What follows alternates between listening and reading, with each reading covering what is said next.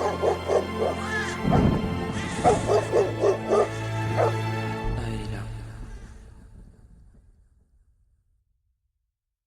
Épisode 9.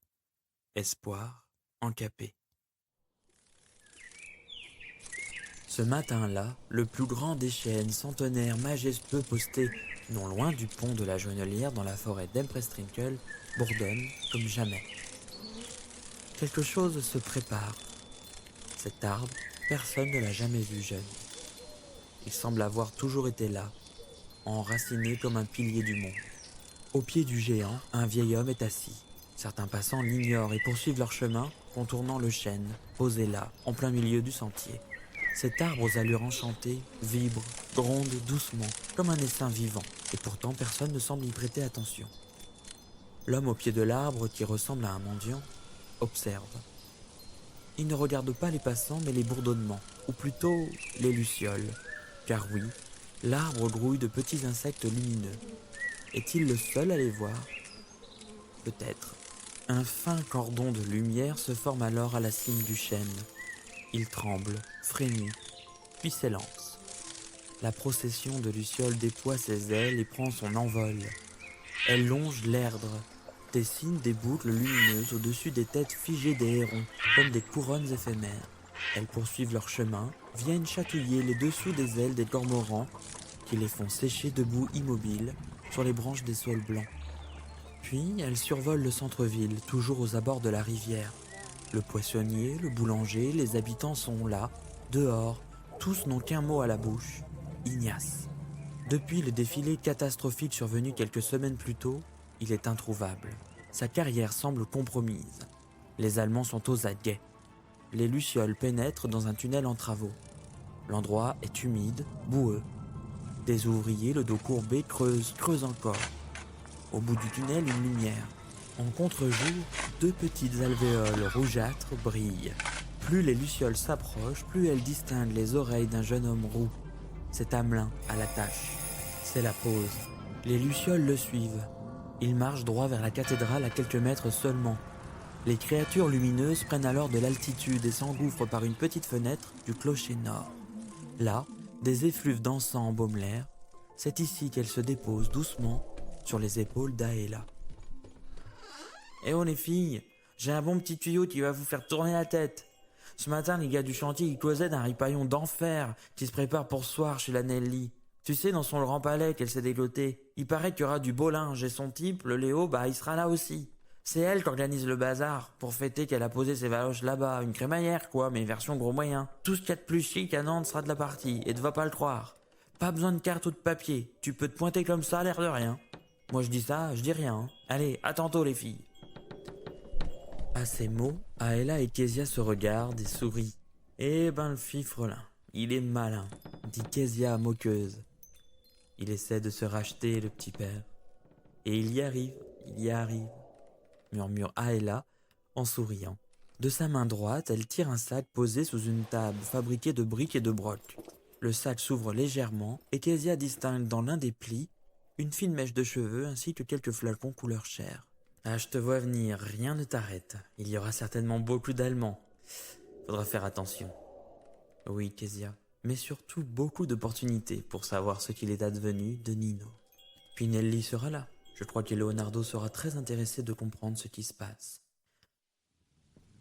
Ce soir-là, les deux femmes se retrouvent devant une bâtisse imposante, dont le fronton est orné de macarons, sculptés représentant des têtes monstrueuses, des visages venus tout droit de l'enfer.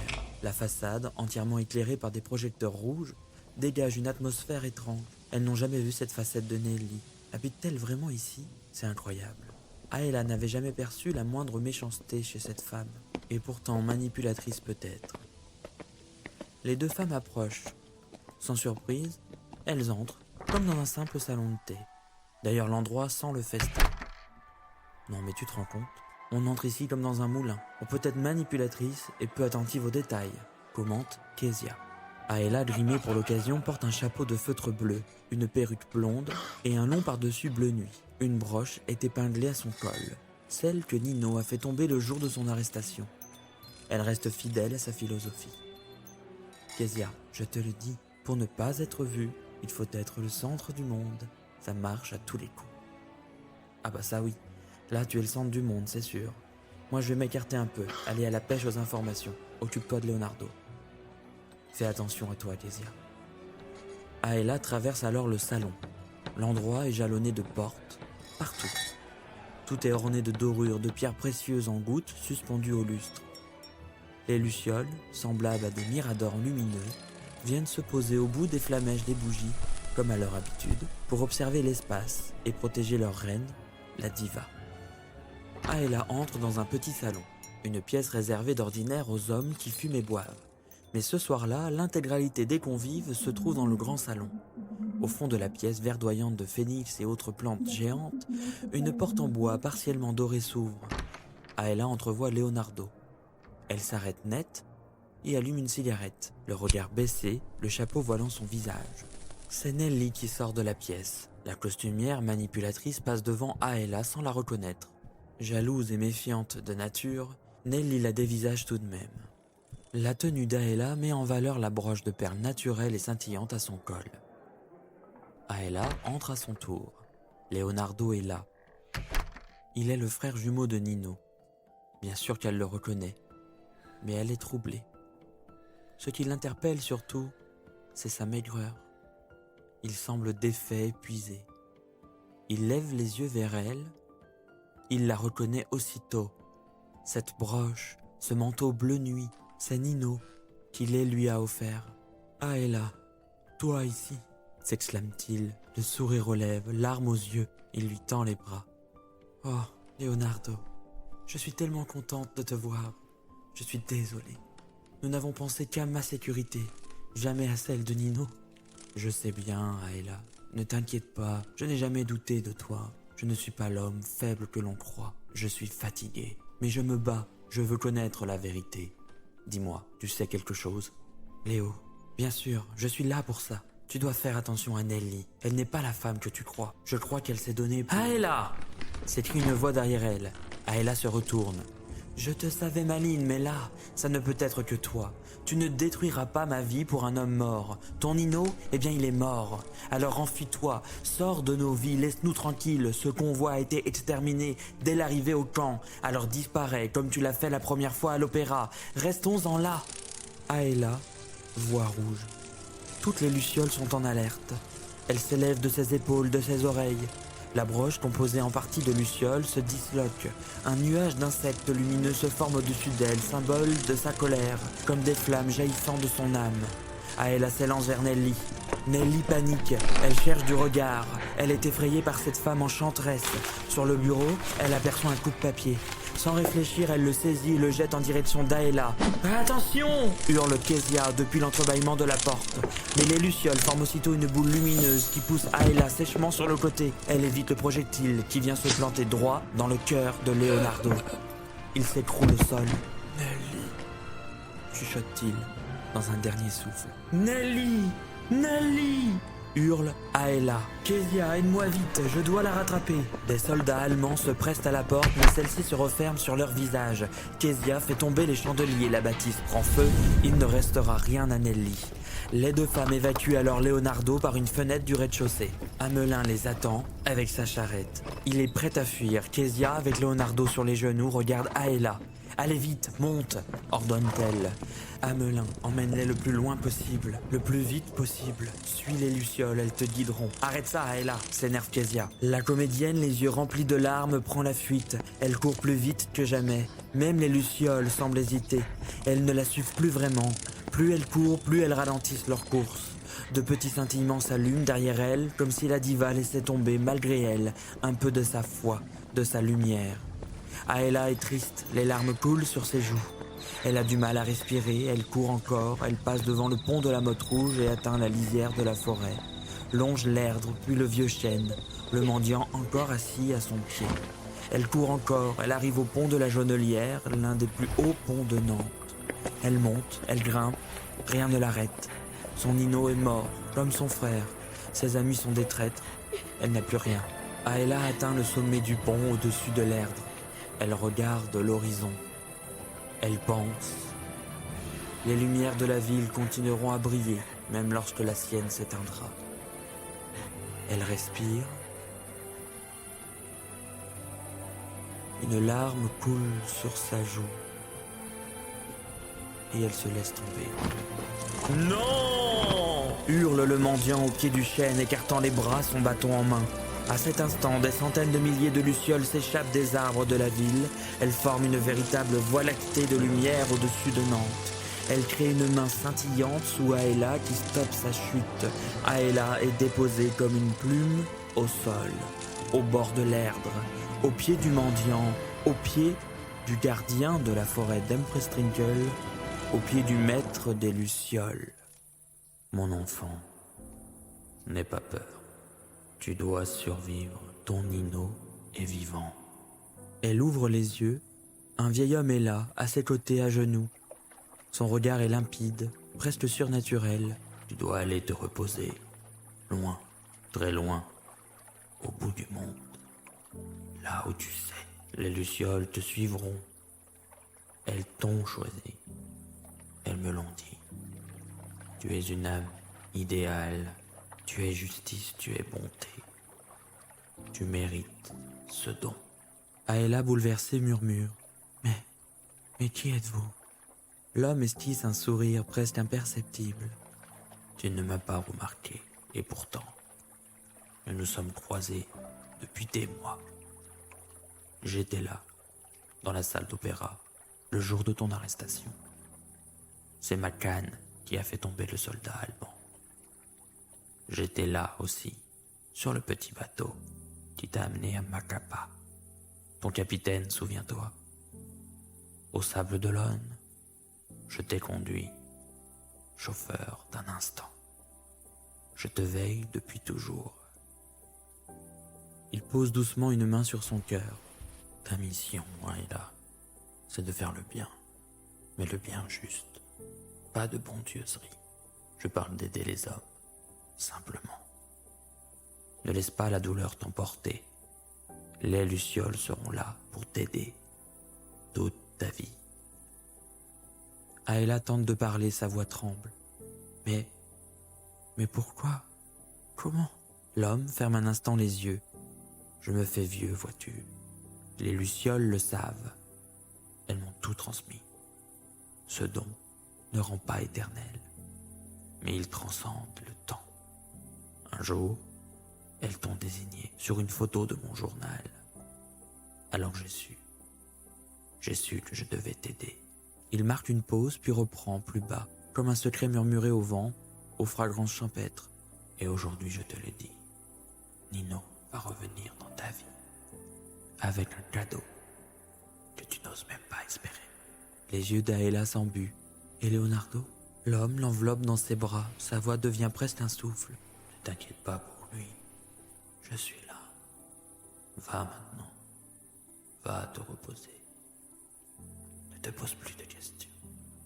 Je te le promets, un jour, 5 coups retentiront à ta porte.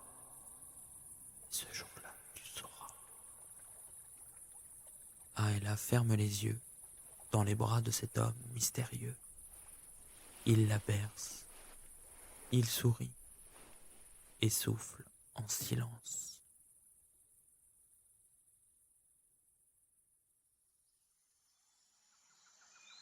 Ce jour-là, à Macapa, au Brésil, le temps est exceptionnellement frais. Aella est debout devant sa chaumière. À ses pieds, un bébé. Dans sa main, une lettre. Sur la note, on peut lire « Pour Aella, voici Otto, signé de la lettre N ». La diva le sait, ce bébé est un véritable cadeau inespéré, comme l'avait prédit le gardien des lucioles. Elle crépite justement à ses oreilles, signe de leur joie. Aella sourit, attendrie. « Calmez-vous, petite coquine, dit-elle dans un souffle tendre. Son regard glisse de nouveau sur la lettre. Au bas de la page, un post-scriptum attire son attention. Je suis dans la ville où Paul danse au rythme du soleil. Trouve l'endroit où les amis partagent du nectar pétillant près du Saint-Jumeau. Je t'y attends, chaque jour à 15 heures. Mais attention, nous ne pourrons pas échanger. Je suis encore surveillé. Je t'aime. » Oui, Kezia, je suis bien arrivé. J'espère que c'est ici. La ville où Paul danse au rythme du soleil. Aela lève les yeux vers le ciel. Sao Paulo. Et maintenant, tu vas aller où? Aela répond avec un sourire discret. Là où les amis partagent un nectar pétillant. Ici, c'est la bière. Il doit bien y avoir une choperia, peut-être appelée San Leo, un nom rappelant le frère de Nino sûrement. Elle s'arrête un instant, d'ailleurs. Comment va-t-il, Leonardo? Ne t'embête pas avec tout ça. Répond Kezia en riant. Il va très bien, je te l'assure. Je te laisse à tes occupations et je pense beaucoup à toi. Et ton protégé Otto, eh bien il s'amuse comme un fou avec ses poupées faux-fuchas. Allez, file. Et en effet, juste en face de l'aéroport, Aela aperçoit un bâtiment, une petite brasserie animée. L'odeur de bière fraîche et d'espetigno, ces petites brochettes de viande grillée emplissent l'air. Aela replace son chignon haut, ouvre son poudrier, vérifie son eyeliner, signature de son regard. Du bout du doigt, elle rosille ses pommettes avec un soupçon de rouge à lèvres. Elle entre. Son cœur bat fort. Comme au temps des premiers émois amoureux, une sensation d'amour interdit, mais profondément réelle. Elle regarde autour d'elle. La salle est bondée. Les gens mangent, boivent, rient, vivent. Et au fond de la salle, un homme est assis, dos tourné. Il retire lentement son chapeau de feutre gris. Une petite luciole s'en échappe. L'homme se lève. Aela retient son souffle. Il se retourne. La comédienne qu'elle est remarque un maquillage épais, un visage camouflé, mais si familier. L'homme avance. Autour d'eux, tout devient flou. Ils sont seuls au milieu du tumulte. Le regard de l'homme est bien réel, son pas est sûr, il se rapproche. Encore, jusqu'à n'être qu'à quelques centimètres d'elle. Elle sent son parfum, mais sans s'arrêter, sans un mot, il passe devant elle. C'est Nino, il sort du restaurant. Aela regarde sa silhouette s'éloigner. Malgré la discrétion inévitable, elle sait. Il est vivant, il va bien, elle est rassurée. Elle l'aime plus que jamais. Aela longe le fleuve Amazone. Un petit garçon marche à ses côtés. Il a les cheveux argentés, le regard triste mais le sourire aux lèvres. Dans ses mains, une poupée de mousse colorée. Il porte une cape, un bâton à la main. On dirait qu'il a hérité du théâtre et de l'empathie dans le sang. Soudain, Aela s'arrête. Otto continue de jouer, tournoyant autour d'elle. Aela se retourne et fixe la végétation. Elle sait qu'on l'observe et en est consciente, totalement. Elle sourit et fait un clin d'œil. Oui, elle sait que je suis là et que je veille sur eux deux. Je la regarde et je vois Otto grandir. Je vois Aela retrouver le sourire petit à petit. Chaque jour, je me dis que tout cela touche à sa fin. Bientôt, nous serons réunis. Car oui, c'est moi. Je suis Nino. Et bientôt, je pourrai lui raconter l'histoire de celui par qui tout commence, Otto.